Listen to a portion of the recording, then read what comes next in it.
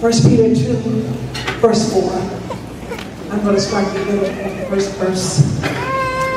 Wherefore, laying aside all malice and all guile and hypocrisies and envies and evil speaking, as newborn babes desire the sincere milk of the word, that ye may grow thereby.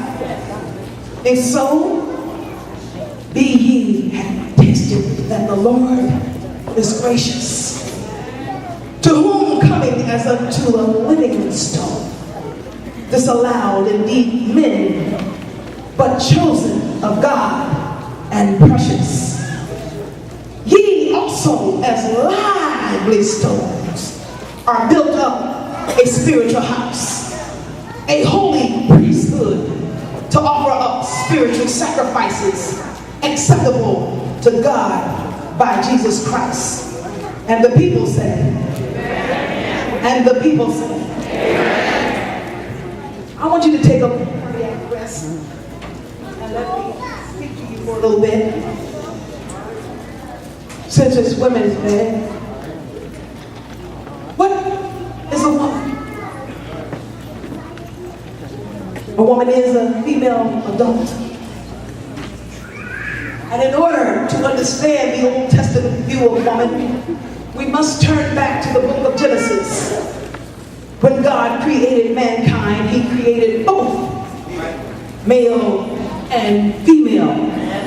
Genesis 1:27 and Genesis 5:2.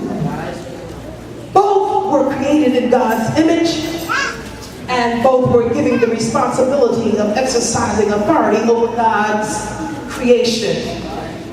The man was created before the woman because the man needed companionship and a helper. God caused the man to sleep, and from him he created a woman. Nice tip for the women to know: a man is incomplete without a good woman. Because she is called a helper does not imply that she's inferior to man. The same Hebrew word translated as helper is used in God's relationship with Israel.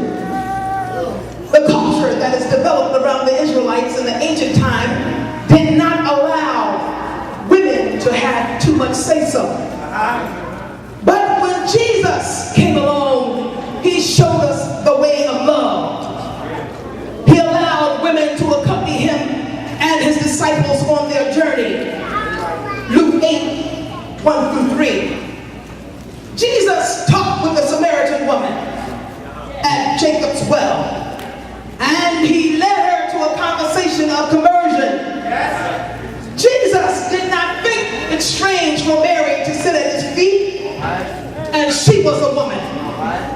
And he also invited Martha to do the same thing, and she was a woman. The Apostle Paul wrote, "There is neither Jew nor Greek, there is neither slave nor free, there is neither male nor female, for you are all one in Jesus Christ." Women are described as beautiful, foolish, adulterous, wise, gracious, honorable, widows, virtuous, silly, evil, contentious, but holy. Some of the women have unfortunately adopted other traits. Some women are obedient. Some have concern for their children. Some are loyal. Some have a desire for children. Some are modest. Some are industrious. Some are very tender. But when you get that tender one, you got a precious gem. Then we have women with bad traits. Always enticing evil. Always looking to be subtle. Always looking for glitz and glamour. Always indulging in self-sacrificing. Always leading away to idolatry. Always leading a man away from God. Women, what you won't do, somebody else will. So the best thing that you can do is do all that you can do to satisfy home.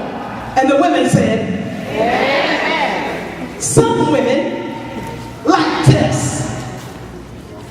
They like to be provoked. Don't dare God. You know your job? Do your job. Don't pray Hagar in your house. Don't bring her in because you may not get out. My God. Sometimes women can be thought of as Eve, guilty but not forgotten. Psalms 19:10 says, moreover to be desired are they that God, yea, than much fine gold and sweeter also than the honey and the honeycomb. Or you can be like Cain's wife. She was the mother of Enoch, so she had to be strong. Or you can be like Lot's wife. She paid a high price for being rebellious. Or you can be like the daughters of Lot. They betrayed themselves and their father. Or you can be like Rebecca. She fulfilled the plan of God. Or maybe you want to be like Deborah, a righteous woman of God. Maybe you want to be like Leah, fruitful but unloved. Or maybe you want to be like Rachel, infertile but loved. Or maybe you want to be like Dana, the first victim or victor of rape. Or maybe you want to be like Tamar, mistreated by men all her life. Now, it's one thing I'm not going to tolerate. You know he's my husband? I don't expect you to be up in his face. When women go through childbearing and they have to go through labor for a certain amount of hours, they talk to God and a few angels. They say, Lord, I thank you for this blessing that you're about to give me, but I feel like I'm getting ready to die. You're right. And that birthing pain is like death. You almost want to die. So for another woman to come up in your man's face,